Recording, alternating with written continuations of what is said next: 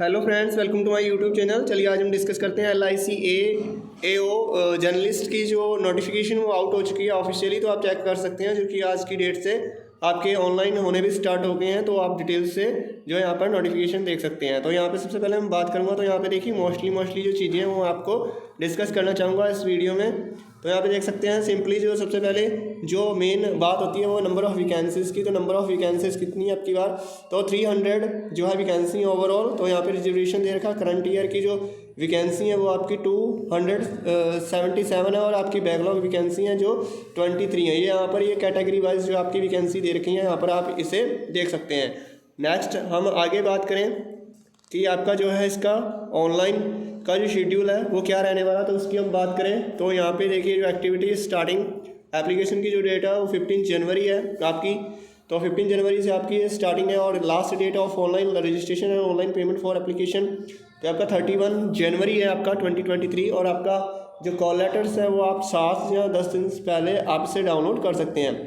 और आपका प्रीलिम की जो एग्ज़ाम दे रखी है वो टेंटिव डेट दे रखी है आपकी 17 फरवरी से लेके आपका 20 फरवरी तक जो आपका एग्ज़ाम होगा प्री का।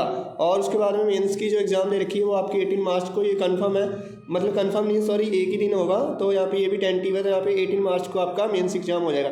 मेंस एग्ज़ाम के बाद आपका जो है फिर इंटरव्यू के लिए डेट आएगा, वो आपको जो है बाद में बता दिया जाएगा। तो आप ये एज क्राइटेरिया भी आप देख सकते हैं, एज रिलेक्शन दे रखा आपका जो मिनिमम एज शैल भी 21 ईयर्स आपका जो एज होना चाहिए।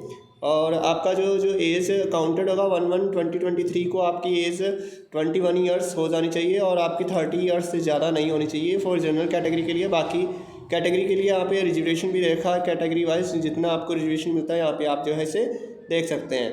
तो एक चीज़ और यहाँ पे जो एजुकेशन क्वालिफिकेशन की अगर बात की जाए तो यहाँ पे 3-4 पॉइंट्स ही ज़्यादा इंपॉर्टेंट रहते हैं। तो एजुकेशन क्वालिफिकेशन की बात करूँ तो मैं, तो यहाँ पे ये बैचलर डिग्री है, यानी discipline from recognised Indian university या इंस्टीट्यूशन, यानी कि इंडियन यूनिवर्सिटी या इंस्टीट्यूशन से आप जो है बैचलर होने चाहिए।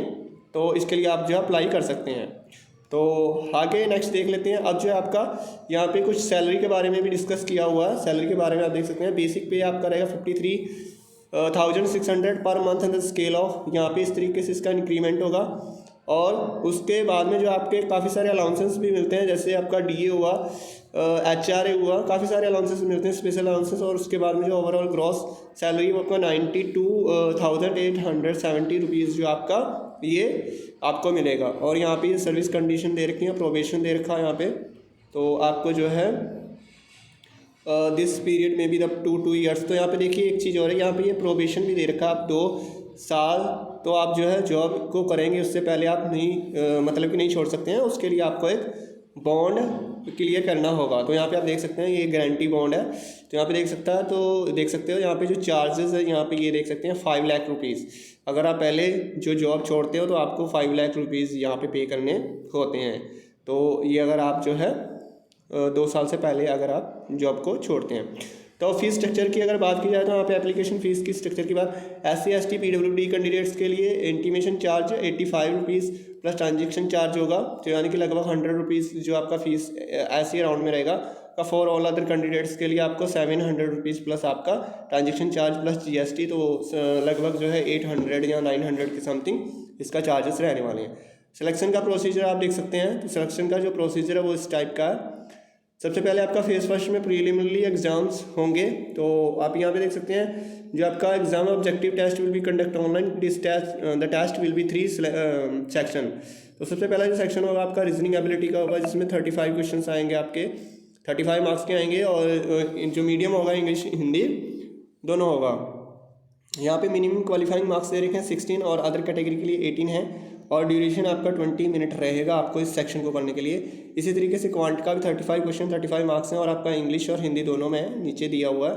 तो यहाँ पे जो इसका जो मिनिमम मार्क्स हैं वो 16 है, और अदर कैटेगरी के लिए 18 मार्क्स रखे गए हैं। और यहाँ पे जो है हम देख लेते हैं तीसरे नंबर पे जो तीसरा सेक्शन आपका इंग्लिश का सेक्शन है, English language with special emphasis on grammar vocabulary and comparison. तो यहाँ पे ये इसके भी 30 क्वेश्चन आएंगे, 30 मार्क्स के आएंगे। और इसका जो मीडियम रहेगा इंग्लिश रहेगा, मिनिमम जो मार्क्स रहेंगे 9 रहेंगे।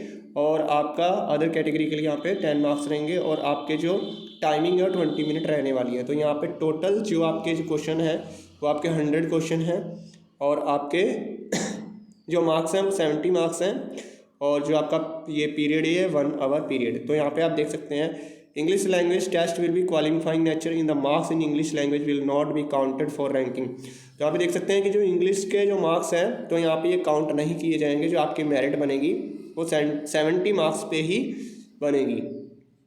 Candidate equal to 20 times of number of vacancies each category subject to availability will be short listed for main examination. तो यहाँ पे जितनी वैकेंसी हैं तो आपकी जो वैकेंसी 300 हैं तो आपका 300 का आप 20 टाइम्स निकालेंगे तो 6000 बैठेगा। 6000 कैंडिडेट्स को मेंस एग्जाम्स के लिए बुलाया जाएगा, तो कैटेगरी वाइज बुलाया जाएगा। यहाँ पर आप देख सकते हैं यहाँ पे नोटिफिकेशन में डिक्लेयर।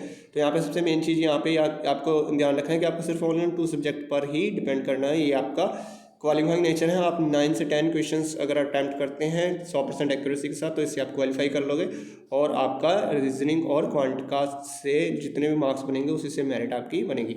अब आपका फेज़ सेकंड मेन एग्जामिनेशन, तो यहाँ पे फेज़ सेकंड का आप देख सकते हैं यहाँ पे।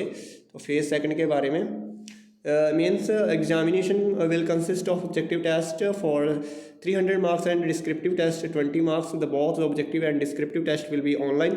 ठीक है, दोनों चीज़ें ऑनलाइन होंगी जैसे IBPS करवाता है means examination, same pattern. The objective test will be separate timing for every section. Candidate will have to answer descriptive test by the typing on the computer. Descriptive test will be the administrate immediately after the completions of the objective test. जैसे आपका objective test complete हो जाता है उसके बाद में just आपका typing start हो जाएगा।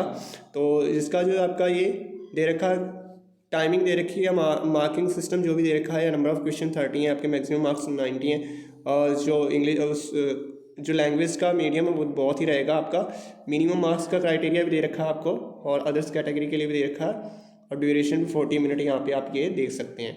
तो यहाँ पे जो ये आपके सेक्शन है, यहाँ पे 5 सेक्शन है, 4 सेक्शन आपके ऑब्जेक्टिव है, 1 सेक्शन आपका डिस्क्रिप्टिव है। तो यहाँ पे रीजनिंग है, जनरल नॉलेज, करंट अफेयर्स है, डाटा DI डाटा इंटरप्रिटेशन है, आपका insurance and financial market awareness है और यहाँ पे आपका जो 5 इंग्लिश लैंग्वेज लेटर एंड ऐसे जो कि आपको 2 क्वेश्चंस आएंगे। 25 मार्क्स का रहेगा, आपको इंग्लिश में करना रहेगा। आपको इसमें आपको मिनिमम मार्क्स जो लाने हैं 9 लाने, अदर कैटेगरी के लिए आपको 10 मार्क्स लाने हैं। आपको इसमें 30 मिनट मिलेंगे, सेम जैसे IBPS PO मेंस में होता है। Descriptive test of the English language etcetera will be the qualifying nature.